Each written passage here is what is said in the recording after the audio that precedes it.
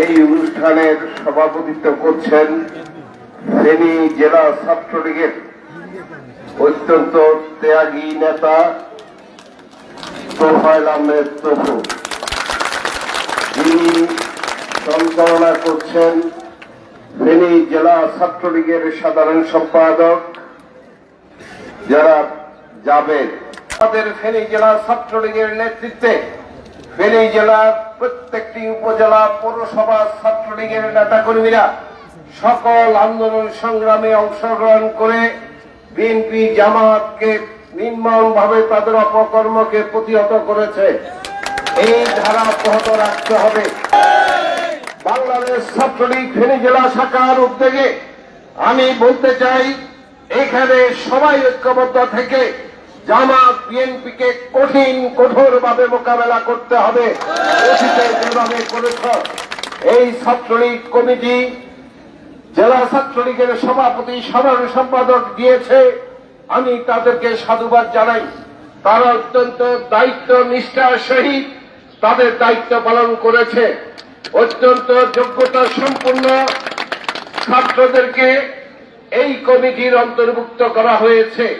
কোন অছাত্র মাদক ব্যবসায়ী সন্ত্রাসী কর্মকাণ্ডের সাথে সম্পৃক্ত বিএনপি থেকে বর্তমানে নিজের অবস্থানকে টিকিয়ে রাখার জন্য নামাজদারি সেই ধরনের ছাত্রলীগ জেলা ছাত্রলীগ এই কমিটিতে অন্তর্ভুক্ত করে নাই। সেই জন্য আমি জেলা ছাত্রলীগকে ফেনী জেলা আওয়ামী লীগের পক্ষ থেকে আন্তরিক অভিনন্দন এবং শুভেচ্ছা জানাই। আপনারা দেখেছেন বিগত কিছুদিন থেকেই বিএনপি জামাত সারা বাংলাদেশে তাণ্ডব চালাচ্ছে। তাদেরকে আমাদের সফল রাষ্ট্রনায়ক জয়ত্রী শেখ হাসিনা সুযোগ দিয়েছিল, যেহেতু তারা তাদের রাজনীতি পরিচালনা করতে পারে, তারা সেই সুযোগের অপব্যবহার করছে। আমরা চাই সারা বাংলাদেশে কি হচ্ছে সেটা আমাদের দেখার বিষয় নয়। আমরা ছোট্ট ফেনী জেলা আছি, আমরা ফেনী জেলাতে আগামীতে বিএনপি জামাত যাতে তাদের অপকর্ম পরিচালনা করতে না পারে সেই জন্য ছাত্রলীগেরা যেখানে পাবা কঠিন অবস্থানে থাকার জন্য আমি নির্দেশনা দিচ্ছি।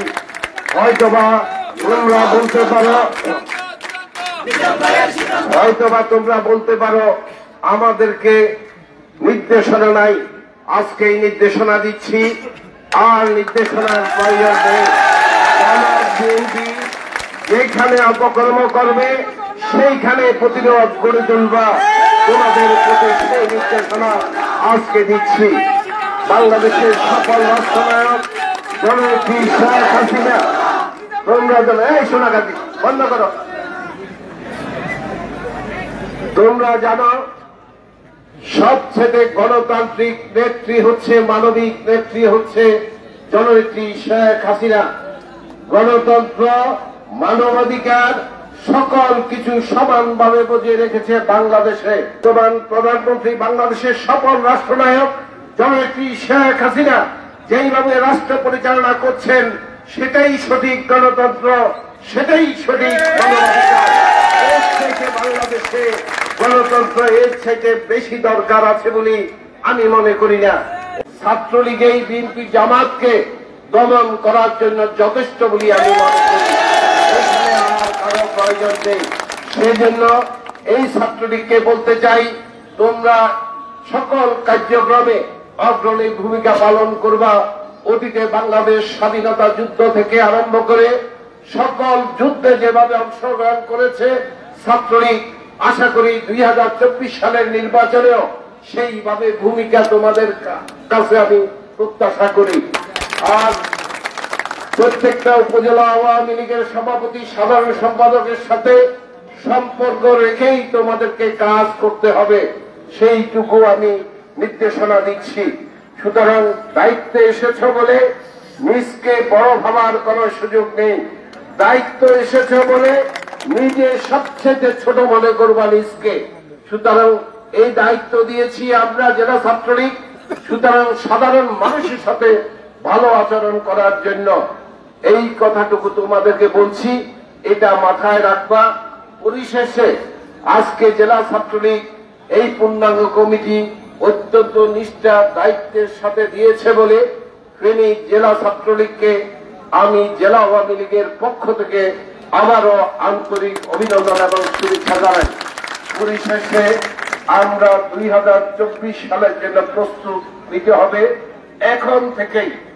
হয়তোবা আগামীকালের কোনো সুযোগ নেই, এখন এই মুহূর্ত থেকে আমরা কাজ শুরু করতে হবে। সবাই ভালো থাকবা। বিভিন্ন উপজেলা ছাত্রলীগের সভাপতি, সাধারণ সম্পাদক এবং পূর্ণাঙ্গ কমিটি যারা এসেছ, সবাইকে আমার ব্যক্তিগত পক্ষ থেকে, জেলা আওয়ামী লীগের পক্ষ থেকে আন্তরিক অভিনন্দন এবং শুভেচ্ছা জানাই। জেলা ছাত্রলীগ অত্যন্ত দায়িত্ব এবং নিষ্ঠার সহিত এই জিনিসটি পালন করেছে, তাদেরকেও আন্তরিকভাবে ধন্যবাদ জানাই। সকলের সুস্বাস্থ্য এবং দীর্ঘায়ু কামনা করে আমার বক্তব্য আমি এখানে শেষ করছি। জয় বাংলা, জয় বঙ্গবন্ধু, বাংলাদেশ।